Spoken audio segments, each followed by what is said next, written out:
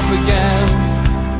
But it's the only way you're ever gonna learn. You look back and it's all in the past. I'm dwelling on the thoughts I cannot say to you. If I don't say the words, then maybe it's not true. And it feels alright. Good evening. Welcome to NUFC Matters. God, it's been so long. I don't even know if I can remember how to do the show. I am back. It's live. Thought I'd ease myself in gently with one of these shows. Need to start planning the rest of the week and getting back to basics. But enjoyable 3 weeks. The hard working 3 weeks for me. But managed to give you plenty of content as usual. Hope you enjoyed some of the shows that we did. And from my perspective, it is good to be back. And what a way to start the World Cup. England named a lineup which read as follows: Jordan Pickford, Luke Shaw, Declan Rice, John Stones, Harry Maguire, Harry Kane captaining the team, Raheem Sterling, Kieran Trippier, one of our own, Bukayo Saka, Mason Mount, and Jude Bellingham. The subs today, well, there was a lot of them, but Callum Wilson did manage to get onto the pitch as well, giving us two players playing in the World Cup today, which was fantastic. And England running out 6-2 winners, and a comprehensive win for Gareth Southgate's boys, and for me, something which you have to say should have been expected against a team such as Iran. But for me personally, good way to start with games coming thick and fast in the early part of the group games. But give us your opinions on them. Tonight, of course, doesn't just have to be about England. If you've got a point to make about Newcastle United, feel free to jump in and comment. I'll go through the chat as well and do an hour tonight. Hoping I have a little bit of normality resumed this week by getting maybe Ross Gregory or Ben Jacobs on tomorrow. Geordie's here, Geordie's there Wednesday. Thursday, of course, will be Supermac and Gibbo. And I just need to arrange what time the three amigos will be on Friday, because obviously England play again Friday and it is an early evening kickoff. So I'll see what time the lads can do. So keep an eye out on all the usual socials, and we will update you as and when. Anybody who, as I say, wants to make ask any questions about anything else, feel free to do so. I can only go through the questions. If I can answer them, I will. If I can't, then unfortunately we will have to move on. Tom Dixon, one of our admin. Good evening, Tom. He says, "Evening, great win today, and it was great to see Trippier and Wilson come off the bench." Tom, it was great just to see, a comprehensive win. I mean, I've got to be honest, as I see it already coming in the comments. VAR once again. Spoiling things in true form, says Stephen Kennedy. And yeah, I mean, look, watching that today, how on earth England did not get a penalty with Maguire wrestled to the floor, and then Iran, for the slightest of shirt pulls, are awarded a penalty. I really, really do not know. Clearly something that upset Gareth Southgate. I mean, from his perspective, 6 goals in your opening game when you're not one of the tournament's favourites is great. But the 2 goals he conceded, you can't blame the team for the VAR mistake. But the other one, yeah, Harry Maguire was motioning to the bench. He said he'd been concussed. He was waving towards the bench, more or less as soon as the goal had gone in.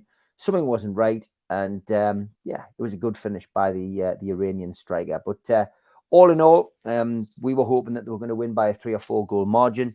They did do that, and room for improvement. Yeah, I'm sure there is. Hopefully, Newcastle United will, Newcastle United's contingents of players will be able to continue with the form that they've shown and get them through the group stage. Because ultimately, Trippier had a really good game today. I'd go as far as to say he was probably one of the contenders for man of the match today for me. Callum Wilson, when he came on, completely unselfish in his play to pull the ball back, for Jack Grealish to score the goal. So, yeah, Wilson played his part when he came on as well. It was great. Nick Pope didn't get the nod, unfortunately. old Tyrannosaurus Rex hands, Jordan Pickford, as I thought, started in between the goalposts. And he is England's number one, and Nick Pope is going to have to unsettle him and get in that position at some point. Will he get a run? Would he get a run out if England qualify for the group ahead of playing the last game? I would probably say he would. Stephen Kennedy also says, happy with what I saw from our lads, but hate it when we take the foot off the gas. Or am I spoilt now with Eddie Howe's football? No, Stephen, I know what you mean, mate. But I guess it just depends on the substitutions and how they affect the game. I think ultimately, I think Southgate got his substitutions spot on today, and I did a couple of talk-ins pre-match, and the one to watch we all predicted would be Jude Bellingham, and he had a great game today. Young man, very, very talented, great goal that he scored. But substitutions often change the course of play, and we weren't playing a team here who essentially are amateurs, if you like. That this team does quite well in world football. I've got to hold my hands up. I'm not too familiar with any of the Iranian team, but I am familiar with Iranian results in World Cups, and ultimately they don't tend to get off to a bad start. In fact, they've thrown a few spanner in the works of big teams over the last few World Cups. So for them to get spanked, and it is a spanking, 6-2, will be a big shock. And the formation that Gareth Southgate chose today may well prove that this guy might just have the look in the big tournaments. It doesn't matter what you do in the friendlies, I guess, as long as you get the tournaments. And he's passed one of Alf Ramsey's records today, because Alf Ramsey, I think, had won 8 games in major competitions. He has essentially come on and now won 9 in the world competitions, and that's great record. So yeah, maybe Southgate's going to carry the luck and carry it forward. Just had confirmation from Ross Gregory, by the way, that he is free tomorrow. So as I speak to you, let's sort this out. I'm going to go for a show in the morning, because I know some of our expats abroad do enjoy that. So I'm going to go for a 10:30 a.m. start and see what he comes back with. Mr. Anderson, good evening. Always good to see you in the chat. And good evening as well to Les Stapleton. Oh, yeah, is it Les? God, see, I've only been off 1 week and I'm already forgetting. It was slow in comparison to Newcastle. So yes, we're spoilt. Just replying to what we said before about them slowing the performance down. Tom, I am well. I'm very well, mate. I got a touch of the bug that's going around. Not ill, just a little bit fluey. I know John Justice Allen is suffering from the same. It's not man flu though, so I'm fine, mate. And there is John Justice Allen. Good evening, mate. Good to see you with Peter, even though it was just a short period of time today. Good evening, Kevin. I hope you are doing well, mate. And thanks for tuning in as always. And John, yeah, it was a good performance. This isn't a group of death, is it? This really is a group of progress, or it should be for England. I mean, no offense to Wales, but ultimately, England should be looking to win this group and win it handsomely. I would say, as Peter Beardsley said this afternoon, that USA could possibly be the second team. And Wales may have to be content with the playoffs. But, us beating Iran in such a confident way is only going to, it's only going to, bring confidence to the squad. And that's all you need. It's tournament football. I ultimately think that England, might go a little bit further than people think. I'm hearing a lot of people saying that they'll go out in the quarterfinals, but never say never. This team has almost won the Euros and, came very close in the last World Cup. Maybe, just maybe, they might be able to eclipse 1966. Trippier showed his class today, says Blue Rhythm Boy. Best I've seen at the tune since Shearer, no lie. Absolute class, isn't he? His interview as well as they came off the pitch and, he took his place in front of the camera. He's just very, very good. He's just all round a great player, but just somebody who is very confident in front of the camera and knows what to say. The reporter said that Gareth Southgate was a little bit disappointed with the 2 goals that were conceded. And, the first thing he said was, yeah, we're the same. We're all on the same page. Completely nullified, that kind of question being turned into some kind of negative. So, yeah, look, from my perspective, great stuff to have Trippier at Newcastle United. And you do get that a bit of pride when you see players from Newcastle United pulling on the England shirt as well. No doubt about it. Mr. Anderson says, even Steve will hopefully get to meet you and a drink on the 17th of December for the Rio friendly, as John got me a ticket and I'm meeting him in the Strawberry. Mr. Anderson, that would be great. Yeah, and I do know that I will be at the game. So I am looking forward to coming to that and seeing it. And got to get me tickets now for the Cup game as well. So, yeah, looking forward to that. Evening, Mr. Sifter. Evening, Tom Lynch. And evening, OG. How are you?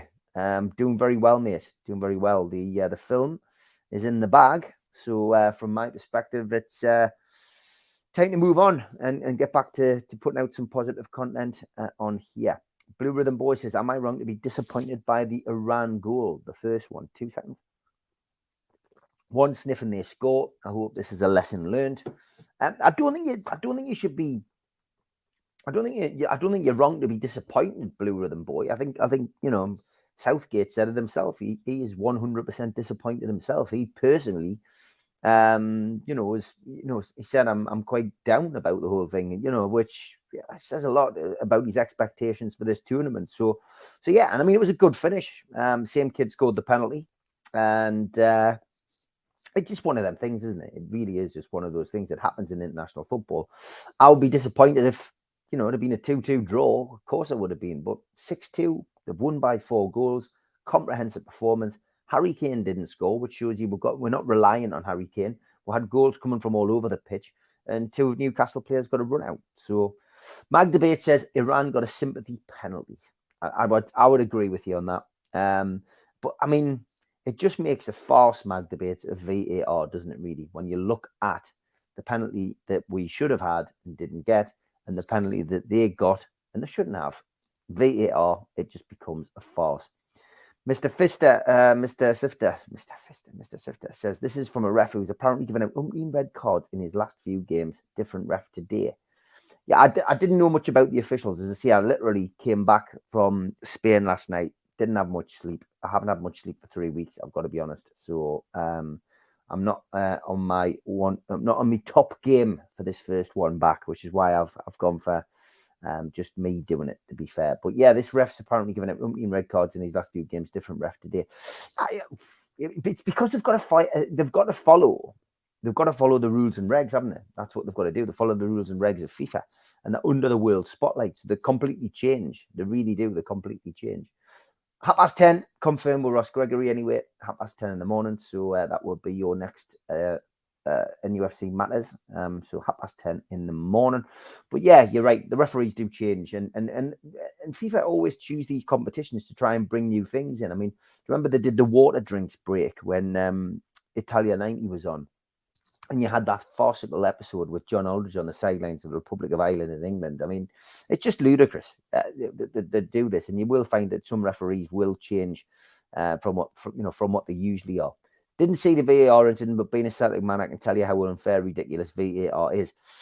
OJ, honestly, VAR, really should be clearing up a lot of issues. Instead, it's creating issues in England and in Scotland and everywhere else. And the World Cup is the showcase trophy of football, and even that's not immune to the ludicrous decisions and mistakes that we see on a regular basis. And some of these are just so obvious.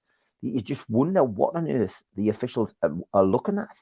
You can't, and because we don't hear what they've got to say, that means that it's open to their interpretation, and we're left to just guess at what they're looking at. But yeah, I can sympathize with you. We felt as if we were being, unfairly targeted by VAR at the back end of last season and the start of this season. Look at the Liverpool game with Isaac's goal that was chalked off. Perfectly good goal.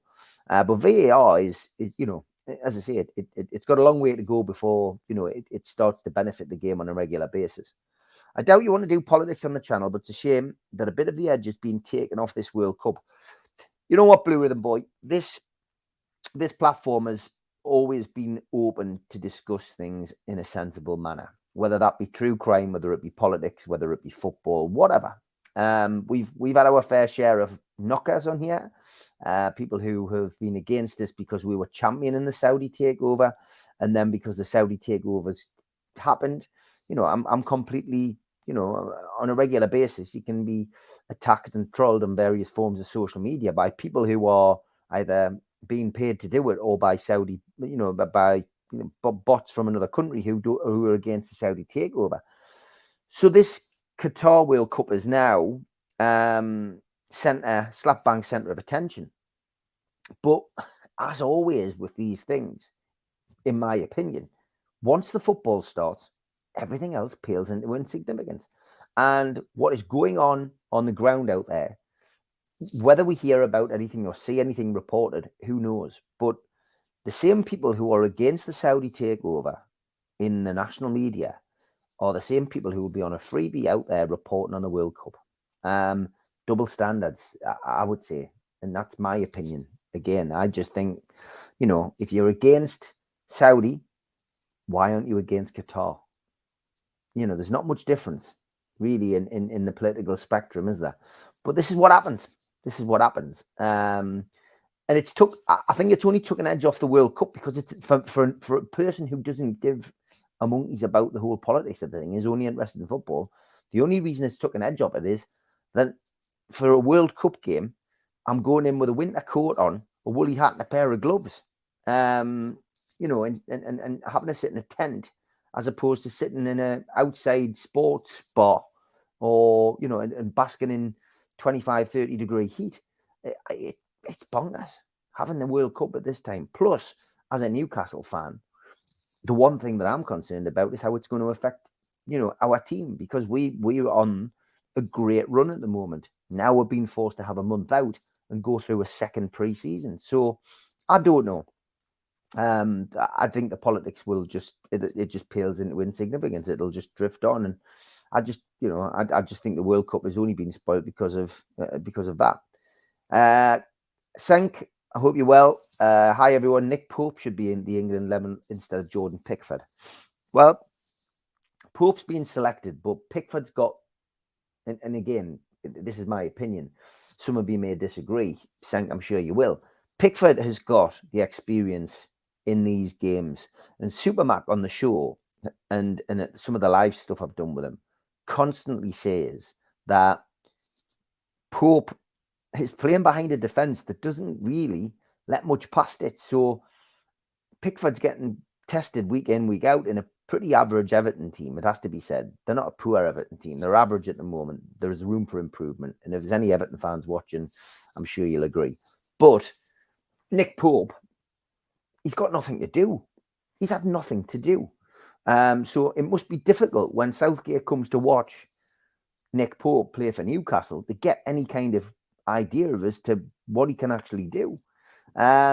There's no doubt he's a good goalkeeper. We know he's a good goalkeeper. Those who go home and away and watch him can tell you he's a good goalkeeper. But Southgate picks and chooses games. It's highly unlikely that he's seen him have to do a great deal other than walk on the pitch and walk off the pitch and maybe pull off one save. So, yeah, I mean, I think Pickford's earned the right to be in there. He's played in some major tournaments and had great success. Leave it to Gareth Southgate.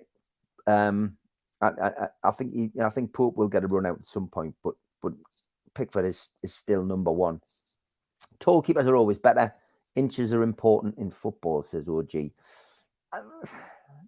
I guess in some ways people would say, you could point to many players, many goalkeepers. Paddy Bonner, Republic of Ireland. Shea Given, Ireland and Newcastle. Sometimes small keepers can pull off wonders. Jimmy Montgomery, who played for Sunderland in the 73 Cup final, pulled off a wonder save. The man with the most caps is England goalkeeper Peter Shilton. Wasn't particularly tall. So I don't know. I don't know whether I would agree with that philosophy. Sometimes, yes, I would agree.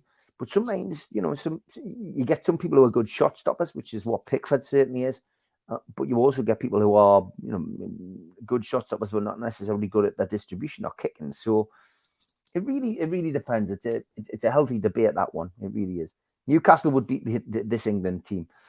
I think Newcastle at the moment would certainly not get beaten by this England team. But yeah, it's an interesting thought, John. If they played each other, got to ask yourself, who would Callum Wilson, Nick Pope, and Kieran Trippier play for though? Newcastle, I presume. Iran have had some decent technical players. They're not a bad. This is what I'm saying. They are not a bad. They're not a bad international team, and that is a surprise result. England scoring 6 goals against a team that, going back in World Cup history, can often upset the apple cart and essentially, give you that, potential banana skin effect. And England didn't just navigate it; they smashed them aside. Jude Bellingham today probably just pipped Trippier as for me as man of the match. What a player he is! His movement off the ball, his distribution, his passing, and what a wonderful goal it was! Absolutely wonderful placement header that was. In fact, you look at Saka again, somebody else who probably was pushing for man of the match, who made the goals look effortless. They weren't effortless. They were, they weren't easy. I think one took a slight defection, but Saka again, somebody who, probably was mentally affected by the last World Cup. Sometimes it's difficult to pick yourself up from those situations, but it was a really good performance. And I'm not England. I support England, of course I do, but Newcastle first, England second for me. And I'm just very impressed with that start. Let's hope it can continue. Sunderland would have beaten that Iran side, says Mark. How are Mark? I'm not sure about that, son. Gavin, nice to see you, mate. He says, I've seen twice today where the ref hasn't allowed the substitutes to come once in the England game and then Holland versus Senegal game. Why is that? This has got to be one of the directives. It has to be, Gavin. And you've watched football as long as me, mate. It's got to be a directive by FIFA. I haven't been through them. I mean, that's how little interest I've had in this World Cup, to be honest. And there'll be some directive to say that you've got to do this or you've got to do that. I mean, I couldn't believe how much injury time there was. 10 minutes at the end of the game. Was it 14 in the first half? Absolutely ludicrous. Really, really bonkers. But we'll have to check up on that, Gavin. I'll go and have a look once I've had a bite to eat tonight and see whether I can find what the new FIFA directives are, because there'll be some bunker directive that says, that's what they've got to do. Les, I was right. Thank you. Good save there, Steve. Yes, 100%. When's the CS film release date? Mark, no confirmed date as yet, other than next year. We have been telling everybody December, but it looks as if it will be brought forward. So my guess, September. Trailer out early part of the year. 3 weeks hard filming, Mark. 16, 17-hour days I've been doing for the last 3 weeks, along with the producer and the director. 1 or 2 bumps in the road, as there always is when you're making a movie. But it's in the can, and the distribution team and the editor now have it, and off they've gone with it. And I just have to sit and wait now. But there it is. First feature film, which from my perspective, I always wanted to do. And I never expected that I would write the script, but because of COVID, I had the opportunity to do that. And the passing of my mum in May, gave me just that extra incentive to get it right and make it, dedicated to my mum. So that's where we're at. It's done. It's dusted. It's filmed. Some great performances. And what I really wanted to do was give young, up-and-coming Northeast talent a chance. I also wanted to give a lot of familiar faces an opportunity to come in the film. And it's Geordies playing Geordies, Cockneys playing Cockneys. It's been done exactly the way I wanted it. If I only get one chance at doing it, I wanted to do it properly. I'm very happy with it. So not going to get too much more out of us on it, other than probably a September release, Mark. And just keep watching, the social media, etc. about it. You'll hear more about it, I'm sure, in due course. Good evening, Rachel. I hope you are well. Tom says, how far do you think England will go? It's a good question. If you'd asked it before today, I probably would have been in the group of people who I mentioned at the start who were saying quarterfinals. And it's difficult to get carried away when you win a game by such a margin. But I'm going to tip England to probably get to the semis again. Where they go from that, I don't know, Tom. But I think they can get to the semis, and it depends what draw and how it works out and what happens to everybody else. But there's still a few players in this team who will want to go that extra mile and win it. So I'm going to say semis, Tom. That is my prediction. 3 games in a row and a tub of Quality Street hasn't taken long to get into this World Cup. God, it is bizarre still. I don't think I will ever get to that kind of situation with this whole World Cup thing being at the winter. It is bizarre. There's no playoff, just the top 2 qualify, says Geordie Toombalay. Well, there you go. As I was saying, there is another change. There is another, another rule change. Another change in the dimension of the tournament. Bizarre. But just the top 2 qualified, and so be it. England will be in the top 2. It's a case of who else joins them. Wales, USA, Iran. My money will be on USA. I've got to be honest. Andrew, hope you're well, mate. Good to be back live. Thanks for your messages. Good to see you. Stephen says, I hope the Aussie Wonder Kid gets a run out tomorrow. Can't wait to see him. Yeah, well, Wales kick off at 7 tonight. But yeah, Australia as well will be interesting to see him. Our Karen Goal will be having a run out, so that will be good. Yeah, we'll keep an eye on that, and of course, looking forward to seeing Bruno. I don't think he'll be in the starting 11, but he will be. Will be featuring at some point, I'm sure. So another player to keep an eye out for. Good evening, Big Billy.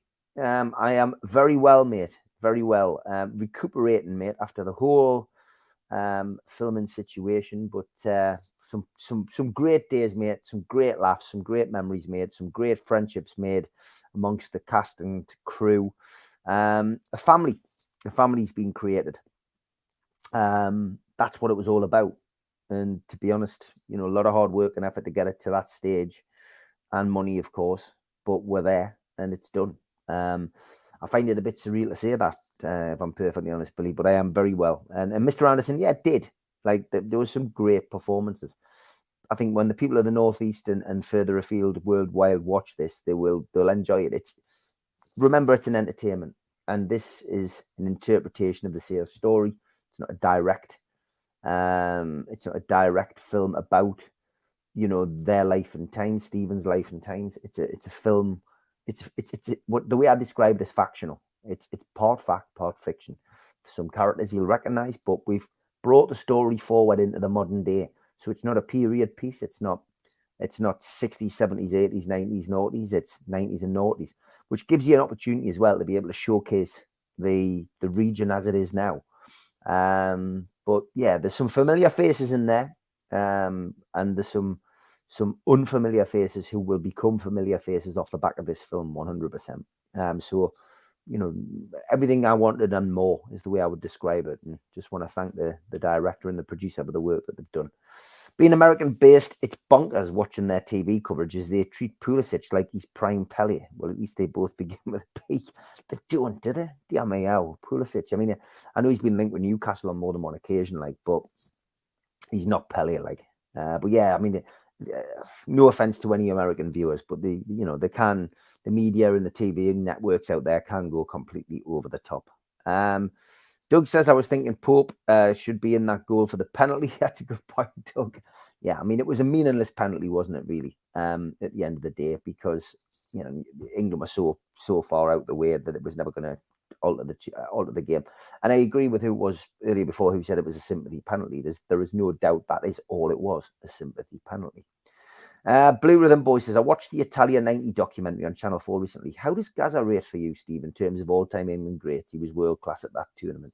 You can only speak as you find, and you can only speak of, of the players that you watched. And I said it to Peter Beardsley on stage today. I still can't get past Italia 90 as my favourite World Cup. And I know that I wasn't born in 66 and, too young to remember the subsequent World Cups after that. But 86 was my first World Cup that I really paid attention to it.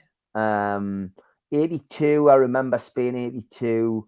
I remember the horrendous song, Kevin Keegan, etc. But it wasn't a mouth-watering competition. But by 86, I was a regular at Newcastle's games, and Beardsley broke into that team. And there was very little TV coverage in those days. I remember listening to it on me radio in my bedroom. And I think it was the game against Poland when Beardsley came on and he basically set up a hat-trick for Gary Lineker. Lineker won the Golden Boot that year.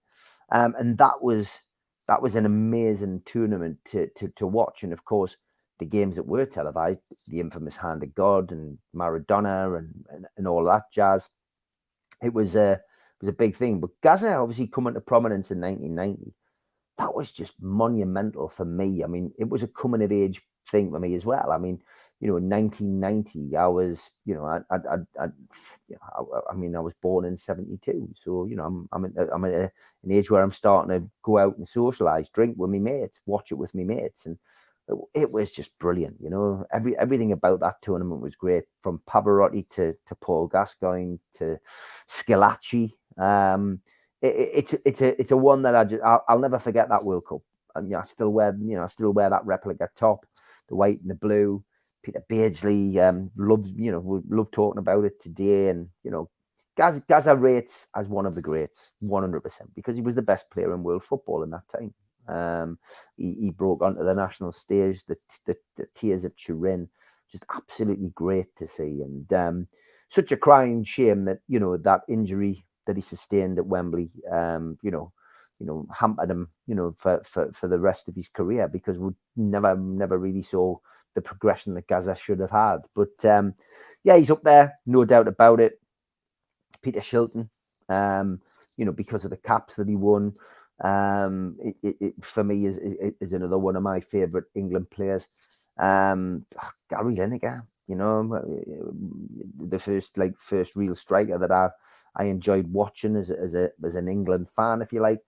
And the list's endless, but it's the players from Newcastle, the black and white players who really make that, make it special for you. So, but Gaza was up there for me, and I know, with England fans, he clearly is as well.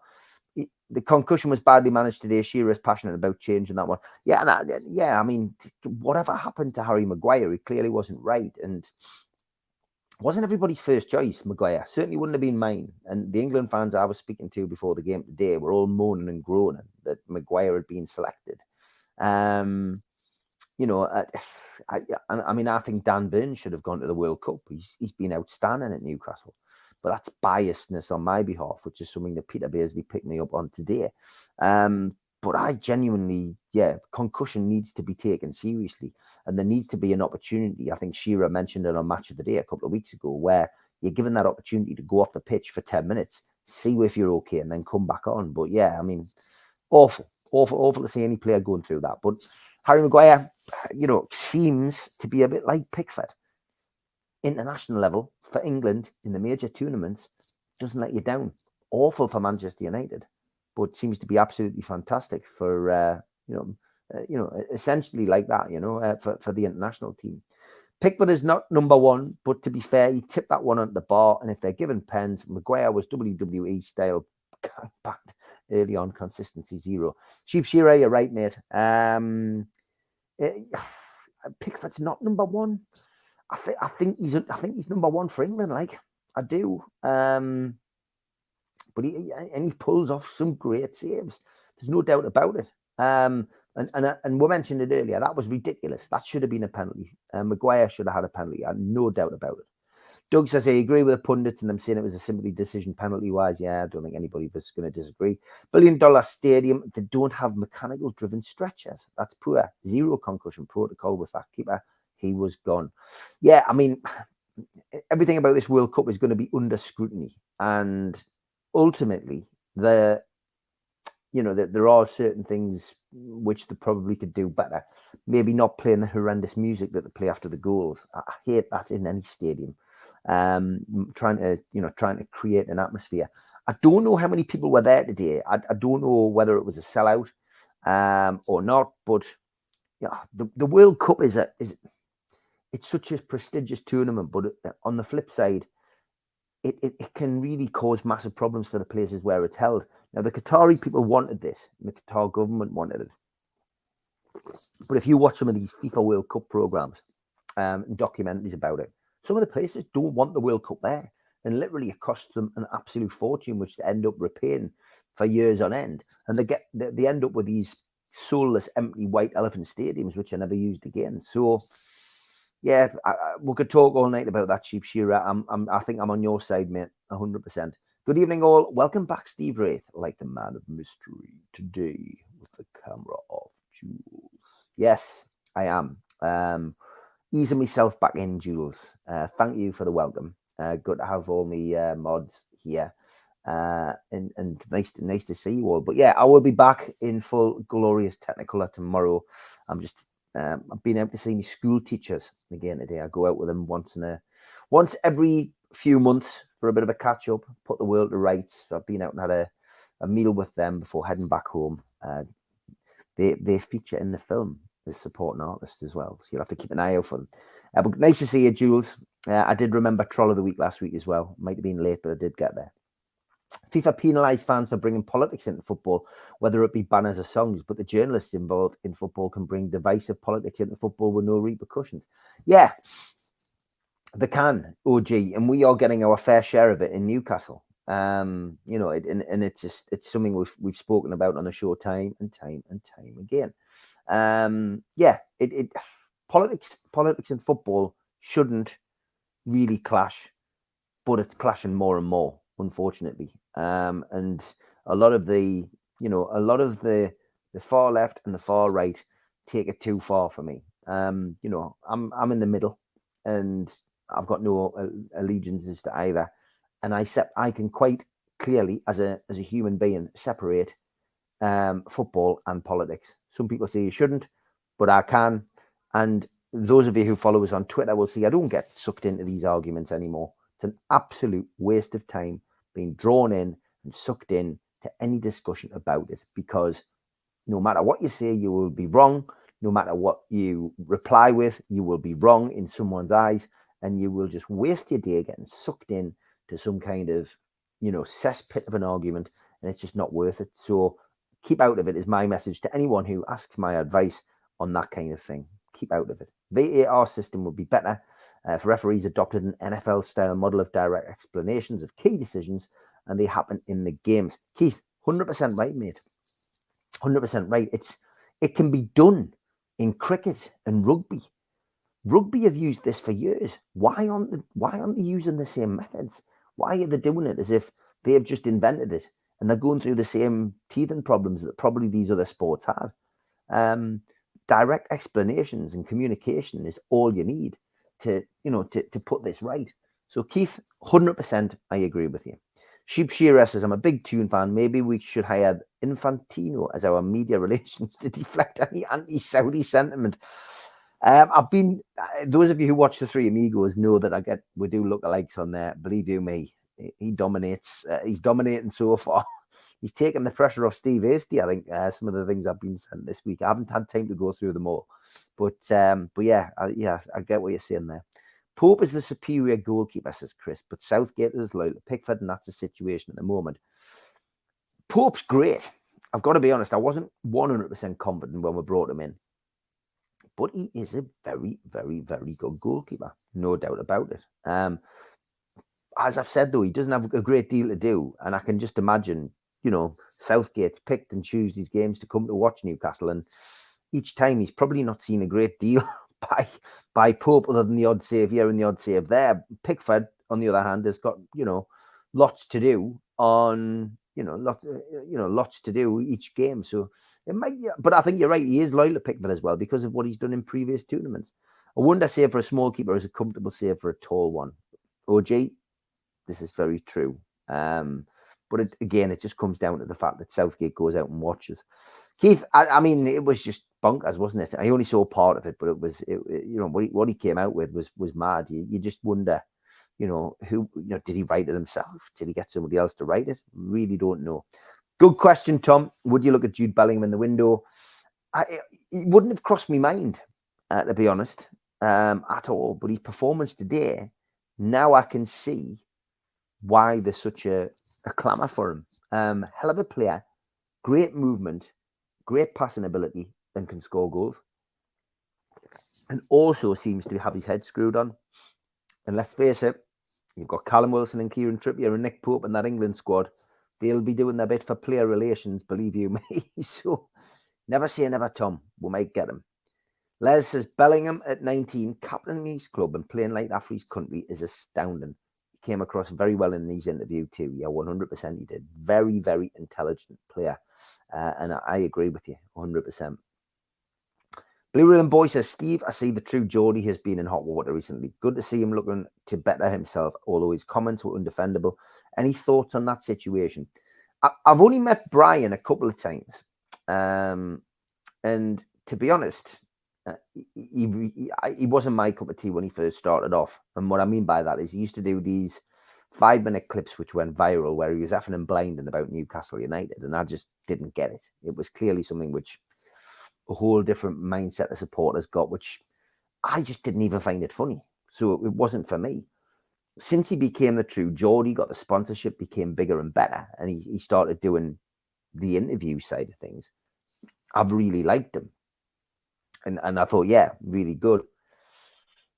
I don't watch him on a regular basis. I used to watch a lot of podcasts, listen to a lot of podcasts during lockdown, which I'm sure you lot did as well. I did listen to Sean Atwood, James English predominantly, but I've got other interests. I'm not just true crime, football. I like a bit of science fiction. I was tapping into a lot of the Blake 7 podcasts. People who know me know that I'm a bit of a nerd on Blake 7, so I was tuning into them. I was also tuning into like a couple of like BBC Sounds things. I listened to the Waco one because obviously I've met a couple of people who survived the Waco fire, so I listened to that. I listened to a couple of Michael Caine podcasts. So I'm quite diverse. Listen to a few different things. So True Geordie, not one I've particularly listened to. However, in recent years, I've seen a couple of sound bites taken from his podcast where, and again, it's unfair to judge somebody on a sound bite because it can be taken out of interpretation. I've been the victim of that myself, where I may say something, it gets cut, clipped, as you would say on YouTube, and used against you to make it look as if you're saying something or doing something, which you're not. Or, it's crazy. Now, he's made a couple of comments off the cuff, or his co-presenter has, and they've been, spun around to make it look as if he's been this or the other.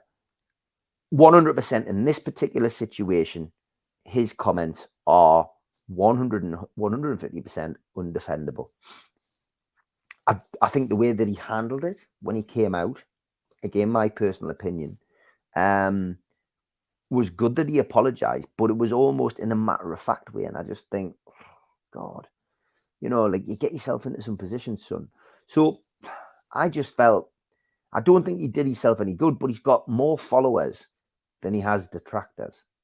Now, he lost a bit of sponsorship, I believe. I haven't been following the story as intently or closely maybe as some of you guys have, but if he's lost a few sponsors, that's going to affect him as well. So it's the same as when some of his personal life came out, and some of the messages that he'd allegedly sent from from him to someone else. It wasn't good, but he bounced back from that. Can he bounce back from this? Only time will tell. But yeah, who am I to judge another person on another podcast? I can give you my opinion. And yeah, good luck to him in his mission to better himself. Bruno and Bellingham would be some centre midfield. You're right, John. 100%. You're right. It would be a good signing. Are we looking to sign a midfielder? I don't know. We've got Isaac to come back in. I think we'll be looking to bringing a forward in. We might bring Maddison in. Like everyone I bump into at the minute, even across in Tenerife last week. Maddison's the player. Lots of talk about Maddison. I'd love him. He's from my home city, says Jules, but he won't move till the summer. At least in my opinion, I reckon it'll be Real Madrid or one of the sneaky. But I'll have him if we could. Yeah, a lot of people, impressed by him. There's no doubt about that. Gakpo and Depay in January, please. And we're only 3 games in. I hope Amanda's watching with a shopping list.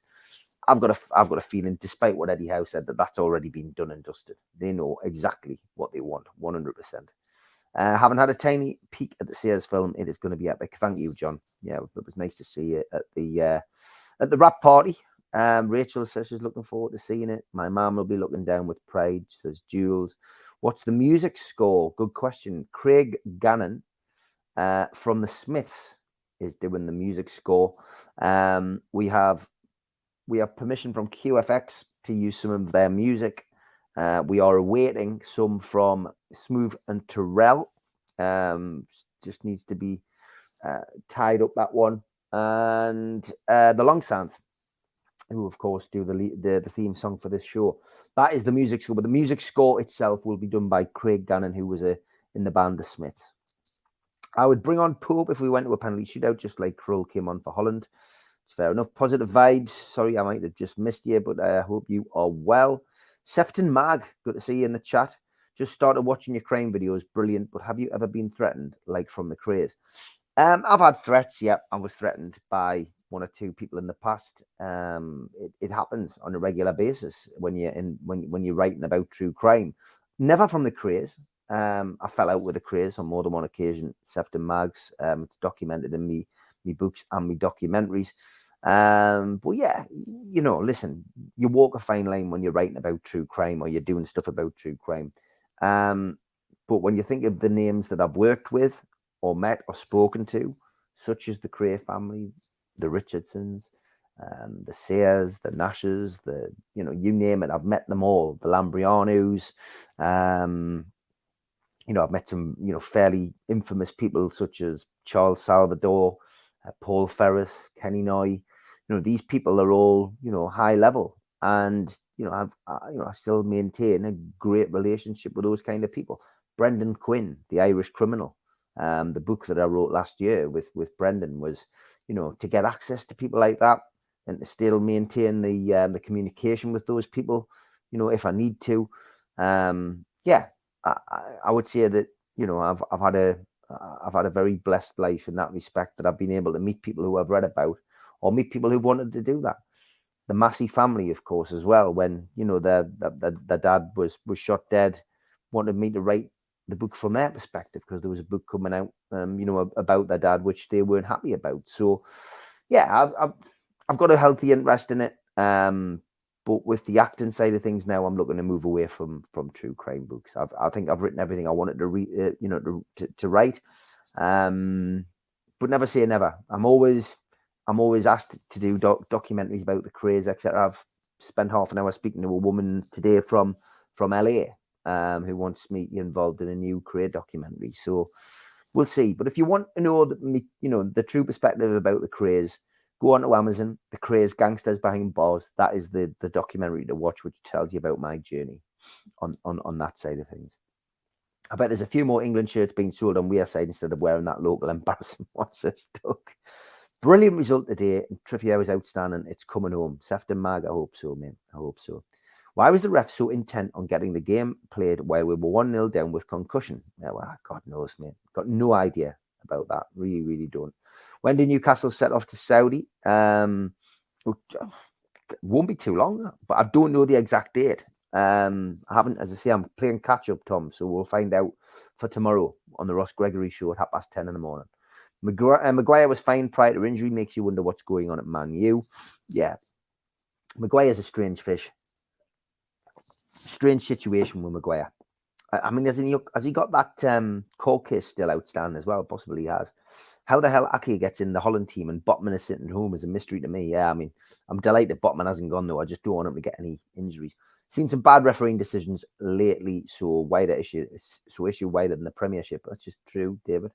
Phenomenon, Ronaldo, the 90s player, and Messi documentaries are two good documentaries recently uploaded to iPlayer. Good shout, Keith, coming towards Christmas time as well, so I have time to watch them. 43,500 capacity 67,000. That was from today's game. I know I'm a little bit behind with the chat. So, has anyone watched FIFA Uncovered on Netflix? It's very interesting. Again, that's another one on a long list of documentaries people keep telling me to watch. I will give it a watch, Rachel, and that's on Netflix. Okay, cheers. Thank you, Jules, doing your bit. Please, if you haven't subscribed, give it a sub, hit a like, hit a share. Big thank you to everybody who do that. Stephen says the Holland game, the commentator said that the stadium was less than half full, but the official attendance was given us 48,000, 2,000 more than capacity. And Stephen suggesting that the organisers potentially are allegedly massaging the figures. Cheers. Good evening. Hope you're well. Exposure TV. Hope you're well, son. I missed your messages, mate. Honestly, I got back last night. I was bushed. Went to bed. If you're going to continue to do that, mate, send us the link and I will jump on. I haven't got much to do tomorrow other than 10:30 or 11:30 with Ross Gregory. So if you're doing one tomorrow or later in the week, let us know. I'll book it in, stick it in my diary, and I'll come and jump on there. Give Exposure TV a follow as well. He's doing a lot of World Cup stuff as we're slap bang in the middle of it now. Mark Twain said, never argue with an idiot. They'll drag you down to their level and then beat you with experience. Tom, very, very true that. Dedication is definitely what you need if you want to be a record breaker, Jules, as our good friend used to say. Pope is a very good keeper, better than Pickford apart from his distribution, says Exposure TV. And Ches says, Bellingham is up there with Bruno. I'd love to have him at our club. Yeah, me too, Ches, 100%. Bellingham was my first choice for Toon when the takeover went through. Interesting, David, because it's not a player that I've watched, not watched a great deal. And yeah, 100%. I can see why there's a clamour for his signature now. How times changed, Steve. This time last year, we were saying you should loan Nat Phillips off LFC. Now here you are looking to poach Bellingham off us. Yeah, it's bonkers, mate. Newcastle fans have been allowed to dream again, and that's beautiful. Absolutely beautiful. There's just no stress from football, which should be an enjoyment, and for anyone, for everyone, and it is. Does Gareth Southgate have to stick with that 11 now, Steve? Oh, what a question. I don't think he'll change. I don't think he'll change a great deal. It was interesting because you know me, I do listen to the interviews quite intently. Like we do with Eddie Howe. It was interesting what he said about the end of the game, where he said, "What really impressed me was the unselfishness from Callum Wilson. Instead of going for goal, which he was entitled to, he passed the ball back to Grealish. He was thinking about the team first, and that pleased him." So Wilson might be in his thoughts because Harry Kane isn't going through a great spell back home. And if you just never know, he might go with giving Wilson a start. Could be a little swerve ball. I don't know. He's Kane's his striker, etc. But you just never know. I expect Callum Wilson and Nick Pope maybe to get a start if England qualify. If they win the first two group games, they're going to qualify anyway. I think he might go. He might give him a chance. But yeah, I think he'll stick with the same team. You can't stop. You can't not pick a team that's scored 6 goals. The penalty, forget about that because that's just VAR stupidity. The other goal was disappointing, 100%. NUFC or off to Saudi the first week of December, says John. Thanks for clearing that up. Wales will play in 10. Who will win that one? There seems to be a bit of negativity around Wales, but I think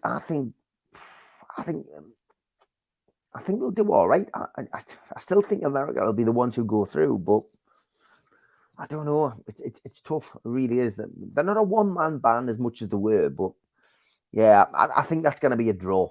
I'm going to put that down as a draw, 100%. Lee, hope you're well. Now that I'm back and I've got this film done, we will try and get this online podcast sorted out, mate. I've got 1 or 2 people to speak to, and certainly you are one of them. So it'd be nice to get you on. Are we happy with Wilson teeing up Grealish? Yeah, the irony of that with the boost that he is giving Miggy in his career was a strange one, wasn't it? It really was strange. But fair play to Wilson coming in. He did really, really well, mate. And to do that was fantastic. Good to see Trippier wear the captain's armband, nailed in first choice. David, it's just great. We've got such a great leader at Newcastle. Great to see him on the international stage doing what he's doing. And yeah, it's just great to see Newcastle players involved. It gives you a bit more interest as well, isn't it? I think USA game will be tough, says Tom. I agree, Tom. The dark horses, America. You